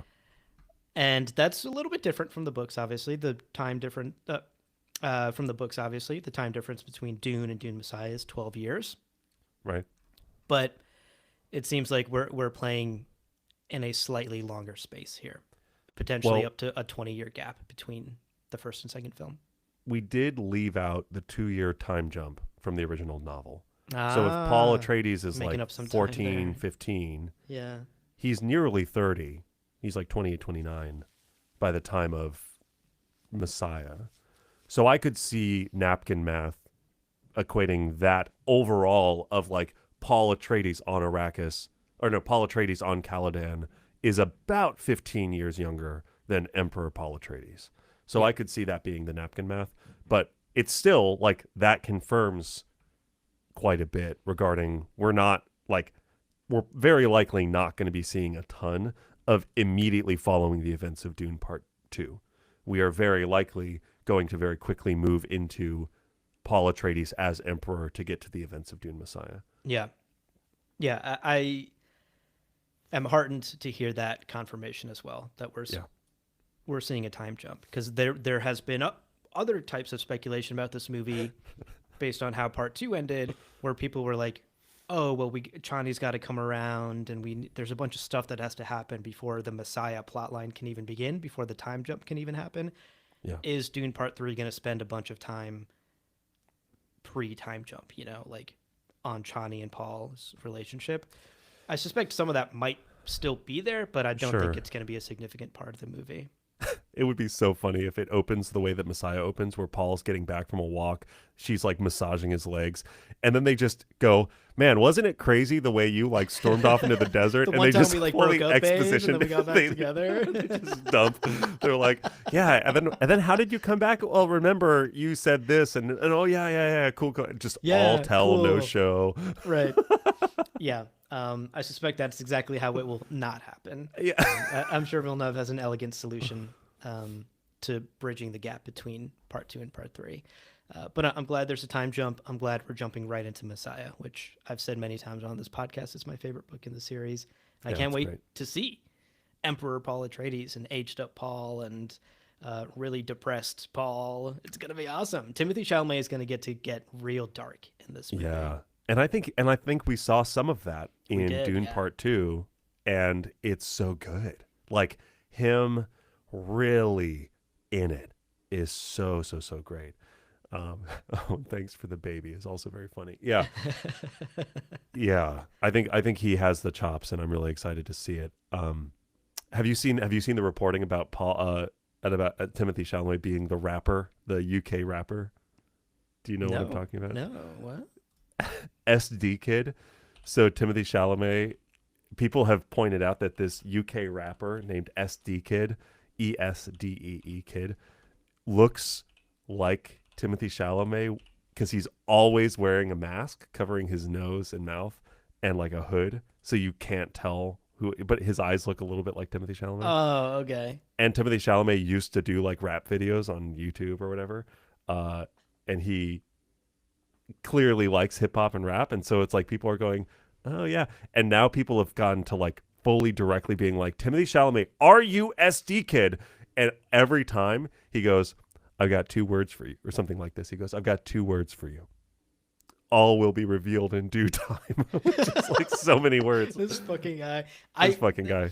I know we were gushing about Robbie Pat. If we can take like 2 minutes to gush about Timothy Chalamet, I just want to say, I think he's one of the greatest actors of our time and one of the most amazing entertainers of our time. Not only because he is just so talented on screen, like he's got the juice, but he's not like shy about that. I love the interviews and clips of him that always go viral where he's just like, yeah, I went out there and gave it my best because I want to win. Yeah. And I'm like, bitch, why do you think I'm out here? I'm out Yeah. here to do the best and be better than everyone else. And that's kind of like brash, you know, like Yeah. when you're famous, you're expected to be like so humble and be like, I'm so lucky I got here and I'm so blessed. I'm on the which is shoulders all of well and giants. fair. Like Sure. definitely humbleness is good. Have a nice dose of humbleness in your diet. But I kind of love someone who's like, I got the juice. I'm at the top of my game. And you all know that. I know that. Let's not pretend. Yeah. So I've been a big fan of Yeah. following Timothy's career. And I'm very much interested in the movies he's putting out.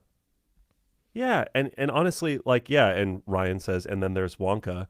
I honestly fucking loved Wonka. I watched it. I watched Timothy Chalamet as Willy Wonka, fully expecting to be like, what a shitty movie. I just expected it to be bad. I enjoyed it so much. And to see Timothy Chalamet go from like Paul Atreides, Call Me By Your Name was like a fucking phenomenal movie that he sold. Yes.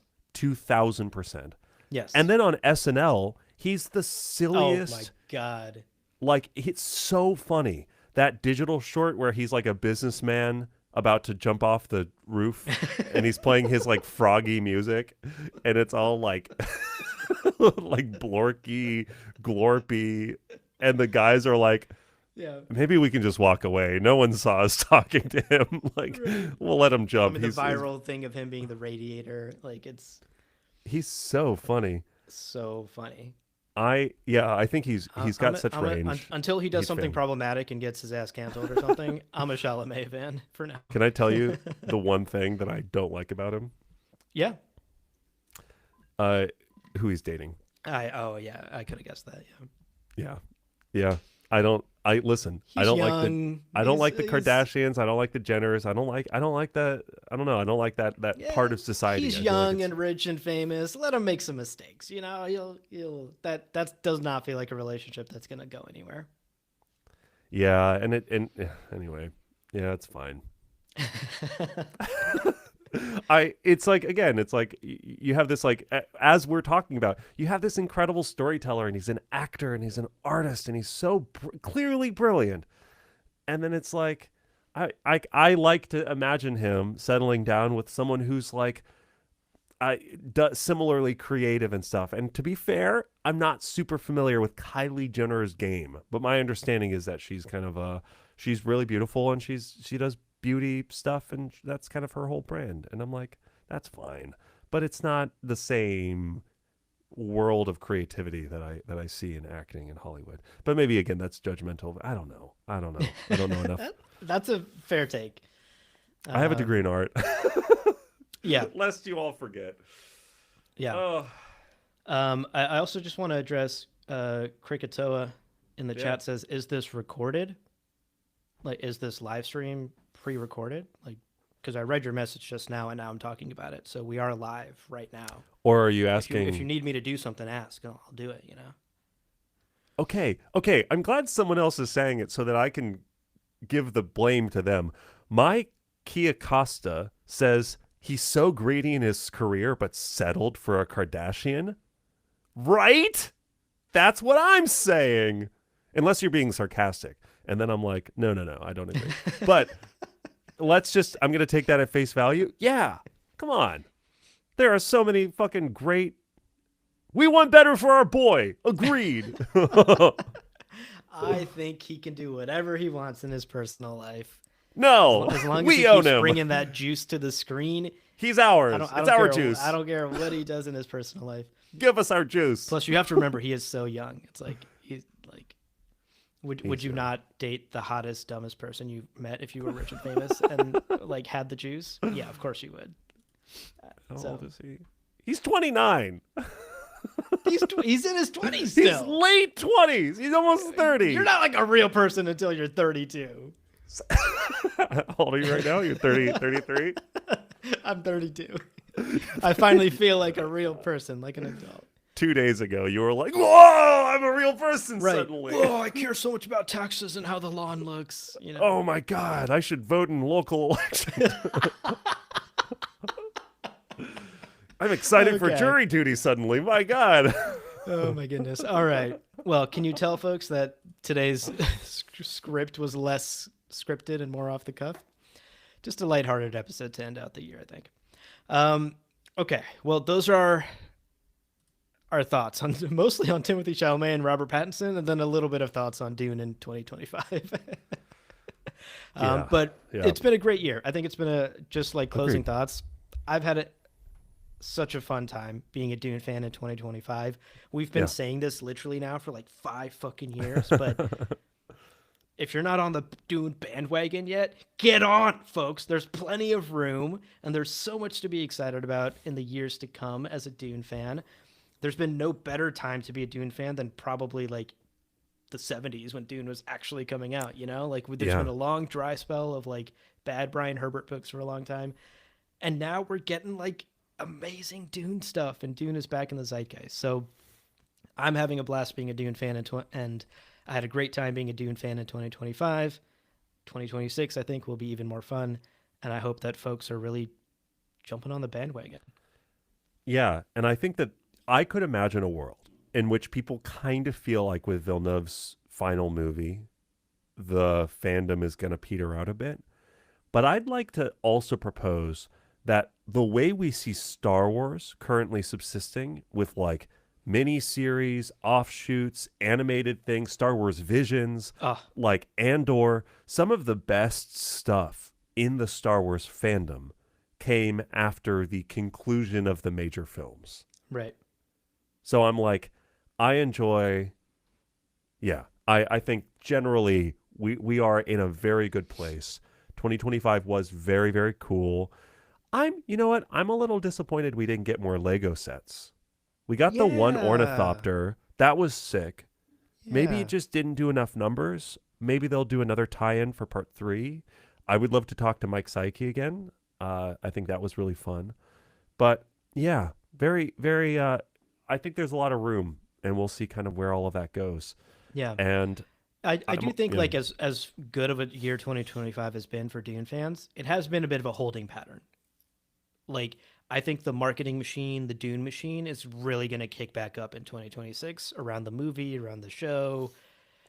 Like, this year was kind of like a holding pattern, wait and see. Like, Dune is in the subconsciousness, but maybe not in the consciousness. I think 2026, it's going to be back in the forefront. So maybe Lego set also times to release around those sorts of things, you know. The marketing machine will rev back up, I think. I think that's true. Also, Brad Hutchins points out this year we went to the Frank Herbert archives. That was this year. Personally, a big year for us. Yeah, unbelievable. That was great. Yeah, a huge thank you again to Patricia. Yeah, the archives. That was great. Well, dear listeners, we'll let you go. I am very excited. We are going to do a State of the Imperium episode at the top of 2026 to talk about kind of where this show is at, what our plan is. So I don't want to get too much into those weeds, but I will say there's more to talk about. Again, this is kind of our retrospective episode of the year. Of course, we want to remind you all of how to support the show and what we do, but of course, keep your timeline live for our State of the Imperium episode, which will be dropping early 2026. Before we go, best ways to support us, of course, become a patron, patreon.com/GamJabar. Literally, we could not do this without the support of our patrons and truly the The live chat today is so much fun, and So the fun. Discord is so cool. And again, the best by a mile, the best part of Dune Prophecy was the Discord chat. People Yeah. losing their Oh, you all minds. were It so was fun. Yeah. so much fun. So like legitimately, in addition to being able to actually have this as a job and to put the time that this podcast requires, 20 hours per episode, easy, that is only possible with the support of our patrons. So thank you. Or our merch store. Again, shameless self plug, but what I'm holding up to Look at that camera mug. now is our Ornithopter flight mug, one of my Ah. favorite products that is now live in the. Look at that gentle gradient, that gentle gradient from the dark blue to the light blue. I'm very Yeah. happy with how it turned out. Yeah. Those are live The at live stream chose Gamjabar. right now to make your video super blurry and pixelated, so I'm just gonna imagine the Fuck. gradient in my mind's eye. Just picture a beautiful mug. Yeah, and for our listeners, just picture. Oh, it's just chef's kiss. Mm. Except I'm the chef, so I'm not allowed to kiss. Point is, gamjabar.shop is the new URL. The stuff is there. And again, I'll talk about it during State of the Union, but I have some huge plans for cool Dune shit. I'm also going to be sending out to all of our patrons a holiday gift in the next week or two, which I think is going to be very fun for when you're with your family. In Abu, it's the thing that I've been working on for a long, the document. I have no idea what you're talking about, so now I'm intrigued as well. I'm holding my Yeah, breath. right. Ooh. Yeah, I'm going to be sending out a digital gift for all of our patrons Okay. as a thank Wow, you. I'm so excited for my digital gift. Yeah, get hyped. It's going to only really be fun with other people. Yeah. So this is the time of year. Anyway, point is gamjabar.shop, patreon.com/gamjabar. Those are the best ways to support us and what we do, because we love doing it, and we love Dune, and we love doing it for y'all. That's right. And finally, a quick reminder that we love to hear from you. Gamjabarpodcast@gmail.com. Folks, send us your thoughts. Send us your questions. Of course, include cute pictures of your pets. You got to pay the pet tax or we won't open your email. We'll open your email still. Gamjabarpodcast@gmail.com. That's the best place to reach out and get in touch with us. If you don't hear back from us for many, many weeks, we're sorry. We saw the email. We just don't have time to give you a proper response. And we try to give everybody a proper response. So we'll get back to you eventually, but we read all of them. Yeah, I have like a week and a half trip to France coming up, and like during that time, I'm going to try to respond to a bunch of emails. So there we go. Thank you again for your patience, everyone. It takes a lot of time. We respond personally. We don't use any of these fucking auto-gen things. It's all human written. No thinking machines here. Great. That's it for 2025. Gonna go take a nap now. Let New me Year. hit the outro here. Well, friends, there is no real ending. It's just the place where you stop the recording. But this podcast is always one step beyond logic, so help spread the word of Muad'Dib and leave us a review on Apple Podcasts and Spotify. And be sure to check out the other shows on the Lore Party Podcast Network on loreparty.com. You can also follow us on Twitter and Instagram at lore_party. And of course, we're also on YouTube. Thank you so much for listening. And remember, whoever controls the podcast controls the universe. We'll see you on the Golden Path. Dang. And I texted you what the gift is. Anyway.